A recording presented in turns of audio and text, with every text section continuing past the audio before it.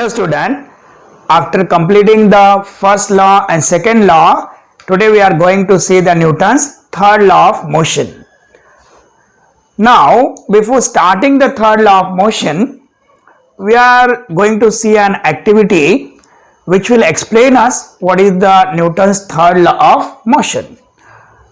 तो बच्चों देखो क्या बोल रहा है वो, take a plastic boat, make a hole at rear end. तो ये एक प्लास्टिक बोट है और इसके रियर एंड पर मैंने क्या किया, होल कर दिया. मान लो ये पाइप है जो रियर एंड पर होल शो कर रहा है. इन्फ्लेट अ बलून, एक बलून को आपको फुलाना है and fix it on the hole in the boat. ये जो होल है ना जो आपने बनाया हुआ है, इस पे आपको बलून को फिक्स करना है.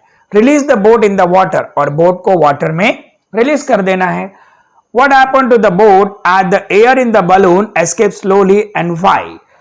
तो बच्चों जैसे जैसे इसमें से एयर स्केप होगा, आपको मालूम है कि एयर स्केप होते समय ये एयर क्या करेगा, यहां का जो वाटर है इसके ऊपर फोर्स एक्सर्ट करेगा.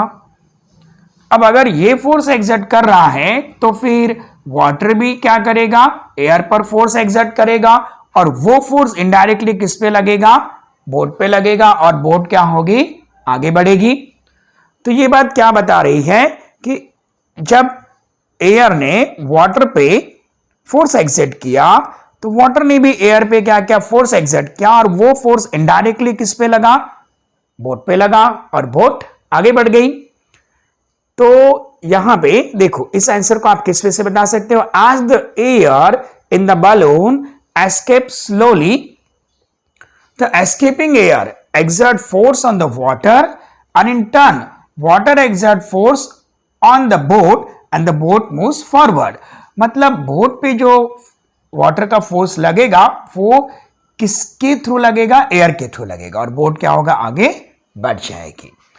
राइट. तो ये एक्टिविटी के बाद अब आपको ये बात तो समझ में आ गई कि जब भी आप फोर्स अप्लाई करोगे तो दूसरी तरफ से क्या होगा, अगर एक फोर्स आप अप्लाई कर रहे हो तो दूसरा फोर्स आएगा ही आएगा. और एक बहुत इंपॉर्टेंट बात, ये बात आप हमेशा ध्यान रखना, ऑलवेज रिमेंबर, फोर्स कभी भी अकेला नहीं होता है. फोर्स कभी भी अकेला नहीं होता है. राइट. पॉसिबल ही नहीं है ना.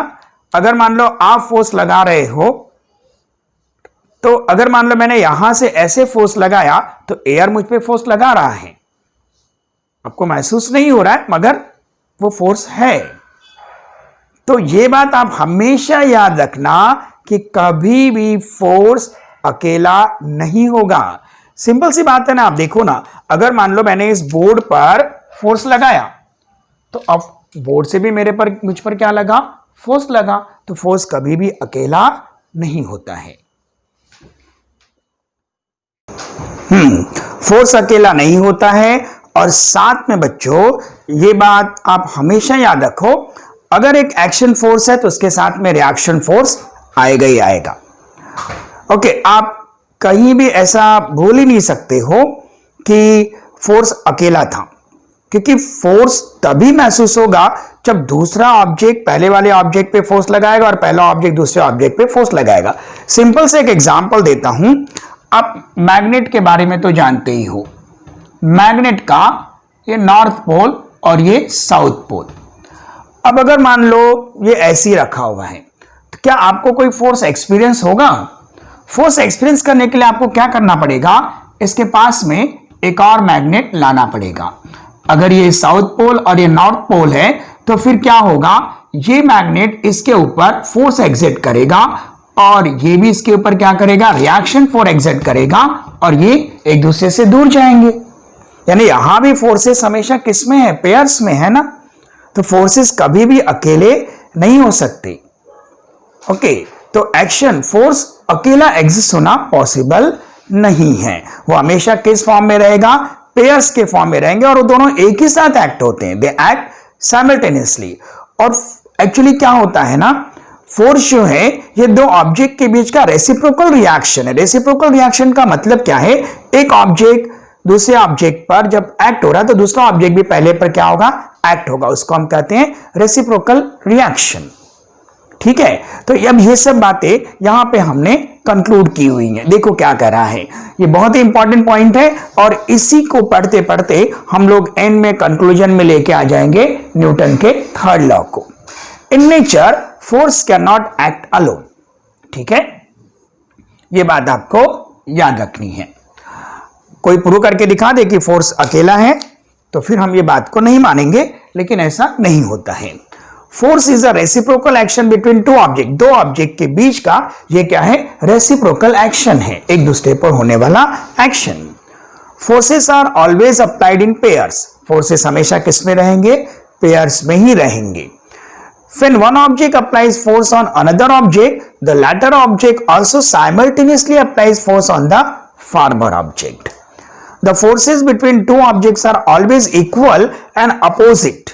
ये तो बराबर ही है, they are equal and opposite. मतलब अगर मान लो मैं इस वॉल पर 5 न्यूटन फोर्स अप्लाई कर रहा हूं तो वॉल भी मुझ पर क्या करेगा, 5 न्यूटन फोर्स अप्लाई करेगा, लेकिन मेरे फोर्स का डायरेक्शन अगर इस डायरेक्शन में है तो वॉल का फोर्स का डायरेक्शन उसके अपोजिट में होगा।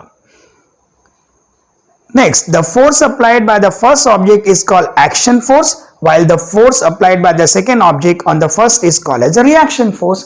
जो फोर्स मैं वॉल पे अप्लाई कर रहा हूं वो एक्शन फोर्स हुआ, वॉल मुझ पे जो फोर्स अप्लाई करेगा वो रिएक्शन फोर्स हुआ। अब ये सब से ये बात तो आपको मालूम पड़ गई कि हर एक्शन के लिए क्या होगा, रिएक्शन होगा ही होगा, क्योंकि हर अप्लाइड फोर्स के लिए इक्वल अपोजिट फोर्स अप्लाई होगा। तो बस यहीं पे बन जाता है third law, the easiest law, every action force has an equal and opposite reaction force which act simultaneously. तो ये आपका बन गया थर्ड लॉ। और एक बहुत इंपॉर्टेंट बात देखो बच्चों, हमने ये बात देखी हुई थी, अगर मान लो यहां पर एक ऑब्जेक्ट है, मैं इस डायरेक्शन में 5 न्यूटन फोर्स लगा रहा हूं और ये डायरेक्शन में भी 5 न्यूटन फोर्स लगा रहा हूं, तो ये दोनों फोर्सेस का डायरेक्शन अपोजिट होने की वजह से ये दोनों फोर्स एक दूसरे को कैंसिल कर देते हैं और ऑब्जेक्ट वहीं का वहीं रह जाता है।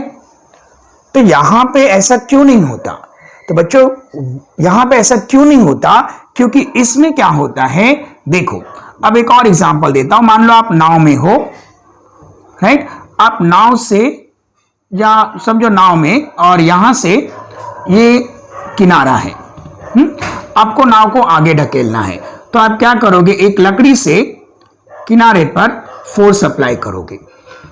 अब ये किनारा क्या करेगा, लकड़ी के थ्रू नाव के ऊपर क्या करेगा, फोर्स अप्लाई करेगा और नाव क्या होगी, आगे बढ़ जाएगी, ये आपने देखा होगा। तो बच्चों यहां पर आप जिस जो एक्शन और रिएक्शन होने वाले जो ऑब्जेक्ट्स है ना वो सेम नहीं है, अलग अलग है।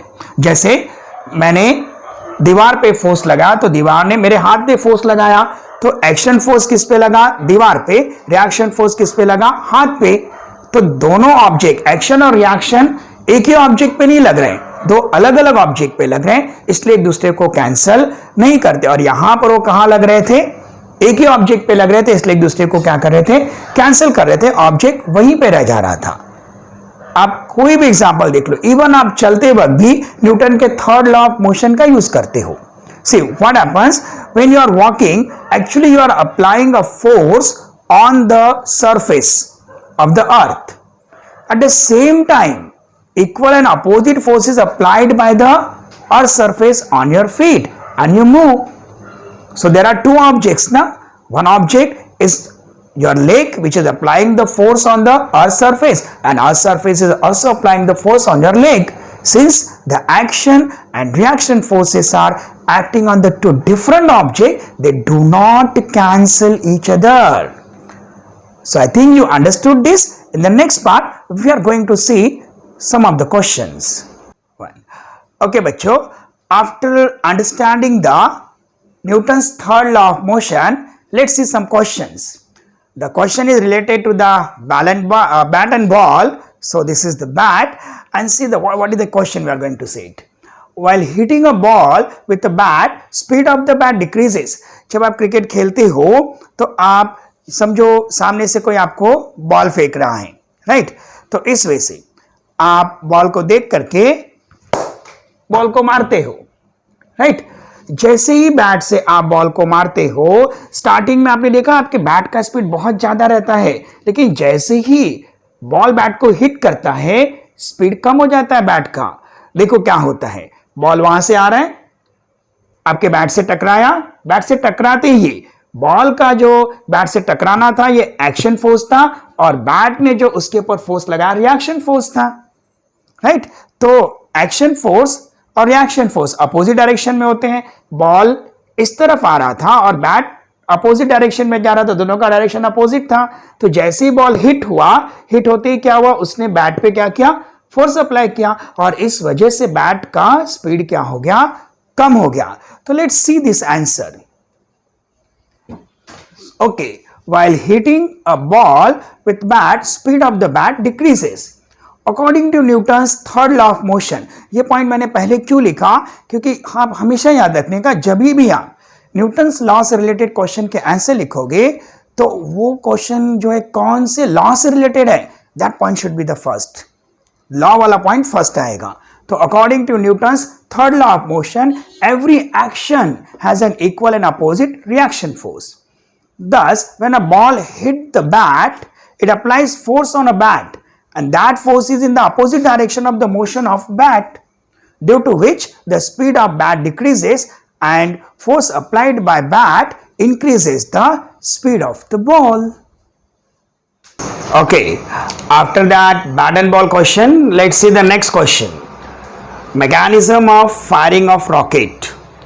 कोई रॉकेट साइंस नहीं है, मगर बहुत ही इजी आंसर है। देखो क्या कर रहा है ये भी किस पर बेस है, न्यूटन के थर्ड लॉ पे। आप देख सकते हो यहाँ पर एक रॉकेट बना हुआ है, इसमें डिफरेंट कंप्रेस गैसेस फ्यूल के फॉर्म में भरी रहती हैं, और यहाँ पे नोजल्स होते हैं, स्मॉल होल्स। जैसे ही ये फ्यूल को इग्नाइट किया जाता है, फ्यूल इग्नाइट होते ही क्या होता है, केमिकल रिएक्शन होता है, और ये कंप्रेस गैसेस बहुत फोर्स के साथ नीचे की तरफ आती हैं। जब ये कंप्रेस गैसेस ट्रेमेंडस फोर्स के साथ नीचे की तरफ आती हैं तो ये नीचे फोर्स अप्लाई करती हैं डाउनवर्ड डायरेक्शन में। उसी वक्त क्या होता है, यहाँ पर अपवर्ड डायरेक्शन में फोर्स अप्लाई होता है, रिएक्शन फोर्स। और ये अपवर्ड डायरेक्शन का फोर्स जो है, एयर का फ्रिक्शन और ग्रेविटेशन, इन दोनों की वजह से ये बहुत ज्यादा होता है, और इस वजह से रॉकेट को बहुत हाई वेलोसिटी मिलती है और रॉकेट जो है ऊपर की तरफ लॉन्च होता है। अब यहां पे अब ये भी किस पर बेस है, न्यूटन के थर्ड लॉ पर बेस है, यानी आपका फर्स्ट लाइन क्या होगा, launching of rocket is based on Newton's third law of motion. Various fuel gases in a compressed form is filled in the rocket. When they are ignited due to chemical reaction, these gases are thrown out through small opening in the tail of rocket in downward direction with a tremendous downward force. You know that the gases are filled in this part and they are in the compressed form. When they are ignited, a chemical reaction takes place and they are forced downward with a tremendous velocity, with tremendous force and velocity. Okay, now they apply the tremendous force in the downward direction. At the same time, the reaction force is applied in the upward direction. That is in the next point. At the same time, these escaping gases exert equal and opposite upward reaction force on rocket, which is more than downward action force due to gravity and air resistance. Why it is more? Due to gravity and air resistance. The velocity of rocket increases and it moves upward. So I think you understood this answer also. तो bat ball और rocket science के बाद अब next बहुत ही famous question जो बहुत बार exams में पूछा जाता है, question based on the bullet and the gun. Question क्या है, A gun recoils, that is move backward when bullet is fired. ऐसा क्यों होता है कि जब किसी गन में से बुलेट फायर की जाती है तो गन पीछे की तरफ क्यों आती है, रिकॉइल मतलब पीछे की तरफ आना। तो बच्चों अभी यहां पे देखो, जैसे ही आप गन का ट्रिगर दबाते हो बुलेट फायर होती है। ये जो गन है बुलेट के ऊपर एक्शन फोर्स लगाती है, एक्शन फोर्स की वजह से बुलेट फॉरवर्ड डायरेक्शन में जाती है। And you know that forces always appear in pair. तो फिर ये बुलेट जो है गन के ऊपर क्या करेगी, रिएक्शन फोर्स लगाएगी और उस रिएक्शन फोर्स की वजह से गन क्या होगी, पीछे जाएगी, दैट इज रिकॉइल। ओके, तो देखो क्या कह रहा है, recoiling of gun when bullet is fired is based on Newton third law of motion. The most important point पहला लिखने का, when bullet is fired from the gun and bullet exert action and reaction force on each other. The direction of action and reaction force are opposite. The direction of action and reaction forces are opposite. As a result, when bullet moves forward, it exerts opposite force on gun and gun moves backward. That is called as a recoiling of the gun. Okay? तो बच्चों Newton का जो third law है उसी का ये एक छोटा सा कोरोलरी है, आप ये बोल सकते हो, उसी पर based law of conservation of momentum है। तो अब यहां पे law of conservation of momentum, conservation का मतलब होता है किसी चीज को बचा के रखना, उसे आप कहते हो कंजर्व करना, ठीक है। तो अब इसमें क्या होता है, समझो दो ऑब्जेक्ट्स हैं, दो ऑब्जेक्ट एक पार्टिकुलर वेलोसिटी से आ रहे हैं और उनमें पार्टिकुलर मोमेंटम है। अब वो एक दूसरे से टकराएं, जैसे ही वो टकराएंगे, मान लो एक ऑब्जेक्ट ए और एक ऑब्जेक्ट बी है, जैसे ही टकराएंगे ए जो है बी पर फोर्स एक्सर्ट करेगा, बी जो है ए पर फोर्स एक्सर्ट करेगा। मान लो बी ने जो ए पे फोर्स एक्सर्ट किया है वो हमने ले लिया F1 और ए ने जो फोर्स एक्सर्ट किया वो हमने ले लिया F2। ऑब्जेक्ट ए जो है इसका मास है m1 और इसका इनिशियल वेलोसिटी है u1 और ऑब्जेक्ट बी का मास है m2 और इसका इनिशियल वेलोसिटी है u2। अब जब ये एक दूसरे की तरफ बढ़ रहे हैं तो इनमें मास और वेलोसिटी दोनों है, इसका मतलब है कि इनमें मोमेंटम है। मान लो ऑब्जेक्ट ए का जो मोमेंटम है वो m1 u1 है और ऑब्जेक्ट 2 का मोमेंटम m2 u2 है, कोलिजन से पहले, टकराने से पहले। अब एक दूसरे को आकर के टकरा गए, टकराए तो क्या होगा, ए बी पे फोर्स अप्लाई करेगा, बी ए पे फोर्स अप्लाई करेगा। मान लो बी ने ए पर F1 फोर्स अप्लाई किया, अब बी ने जब ए पर F1 फोर्स अप्लाई किया तो आप ये बात तो बहुत अच्छी तरह जानते हो कि whenever an object applies the force it changes its velocity, उसमें एक्सेलरेशन प्रोड्यूस करता है, फोर्स प्रोड्यूसेस द एक्सेलरेशन। तो फिर जो u1 वेलोसिटी है वो v1 हो जाएगा, वेलोसिटी चेंज हो जाएगा। यानी कोलिजन के बाद जब ये दूर जा रहा है, एक दूसरे से दूर जा रहे हैं, तो फिर सेम वेलोसिटी से दूर नहीं जाएंगे। ये मान लो v1 वेलोसिटी से जा रहा है और उसी वक्त जो बी ने ए ने बी पे फोर्स अप्लाई किया था, उस वजह से बी में भी एक्सेलरेशन प्रोड्यूस होगा लेकिन अपोजिट डायरेक्शन में, और उसका वेलोसिटी समझो v2 हो गया, राइट। तो अब हम ये प्रूव करने वाले हैं कि कोलिजन के पहले का momentum m1 u1 plus m2 u2, ये कोलिजन के बाद का जो मोमेंटम है m1 v1 plus m2 v2 के बराबर होगा, ये हम यहां पर प्रूव करने वाले हैं, ठीक है। मतलब क्या हुआ, कोलिजन के पहले जितना मोमेंटम था कोलिजन के बाद में भी उतना ही मोमेंटम है, मतलब मोमेंटम क्या हुआ, कंजर्व हुआ। तो देखिए law of conservation of momentum, object A है, उसका mass m1, initial velocity u1, object B mass m2, initial velocity u2, ये बिफोर कोलिजन, राइट। यहां पे कोलिजन हुआ, एक दूसरे पे फोर्स अप्लाई किया, एक दूसरे से दूर गए और फोर्स अप्लाई होने पर दोनों का वेलोसिटी क्या हुआ, चेंज हुआ, तो फिर मोमेंटम भी चेंज हुआ, m1 v1 और m2 v2। Suppose an object has a mass m1, ये जो ऑब्जेक्ट है इसका मास क्या है m1 and its initial velocity is u1. An object B has a mass m2 and initial velocity u2. ये point तो clear हो गया। According to formula of momentum, the initial momentum of A is m1 u1 and that of B is m2 u2. Suppose these two objects collide. Let B applies force F1 on A. B applies force F1 on A and A applies force F2 on B. Okay.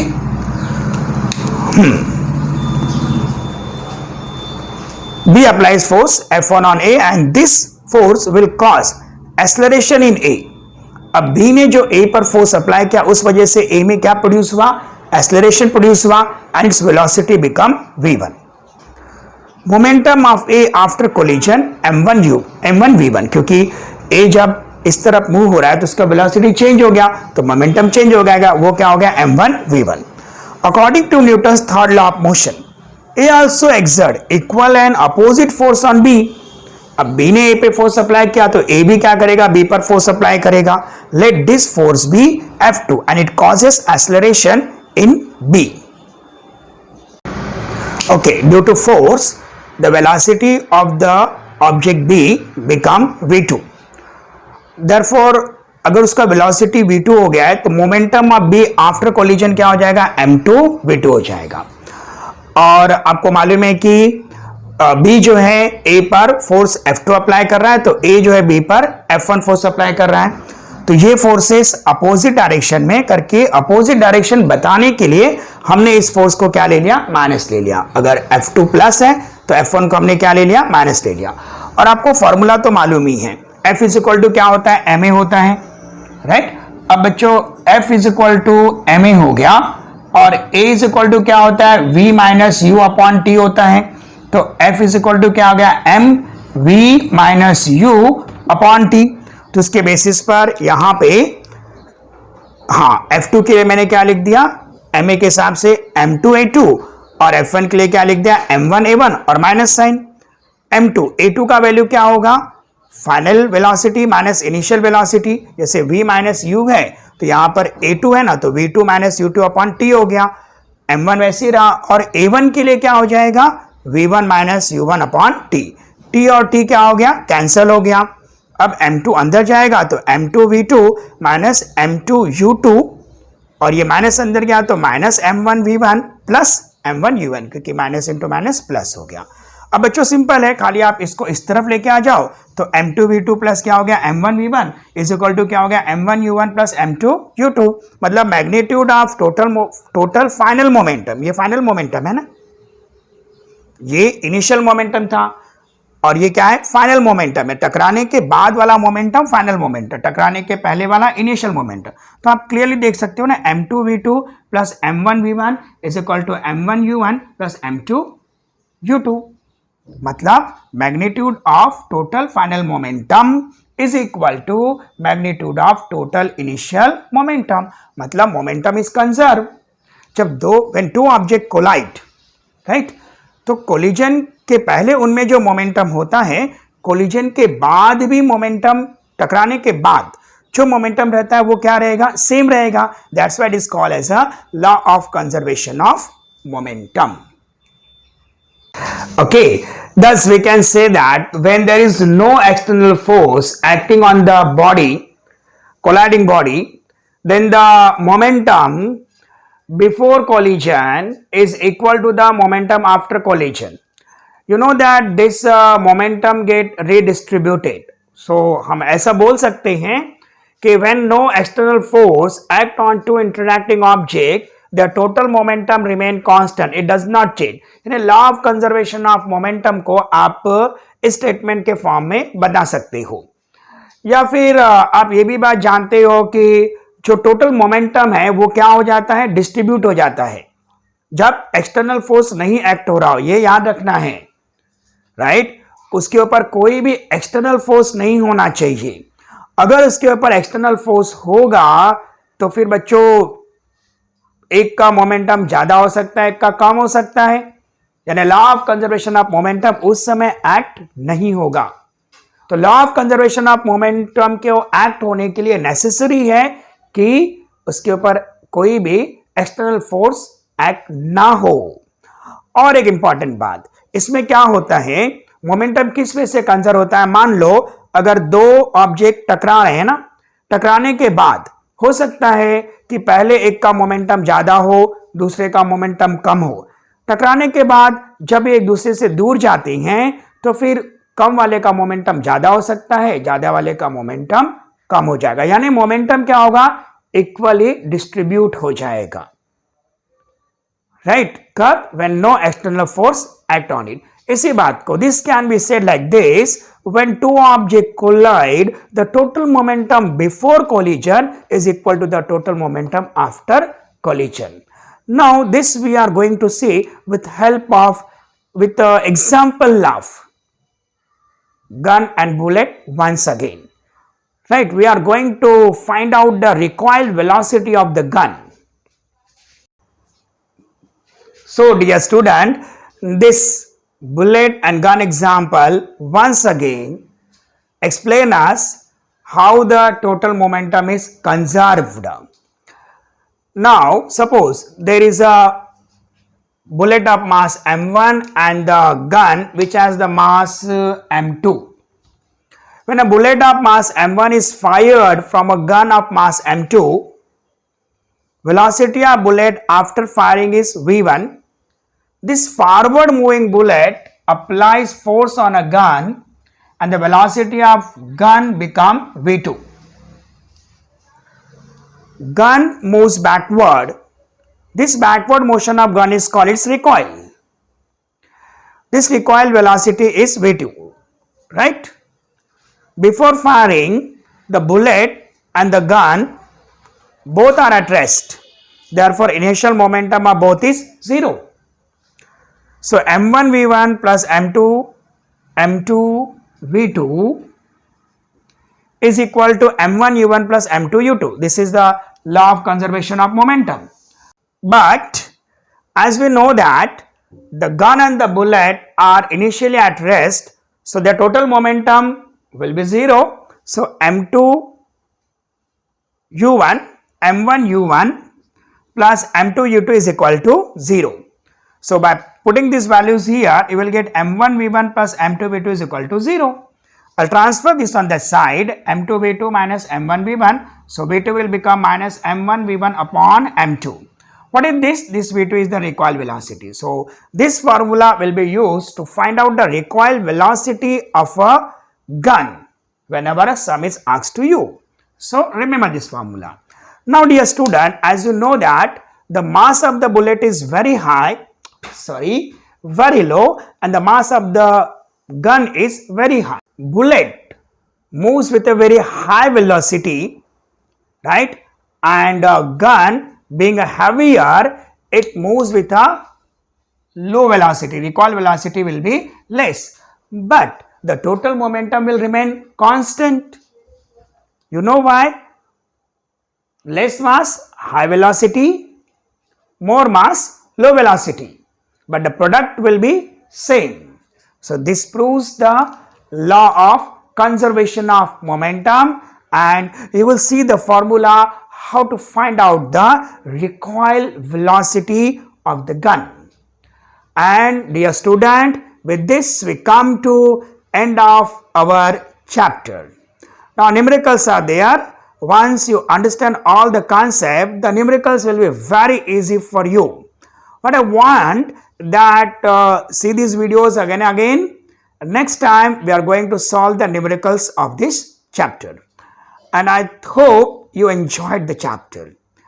Dear student, like the video, try to increase the subscription, right? And if you want to see the other videos, see the corner, there is an I.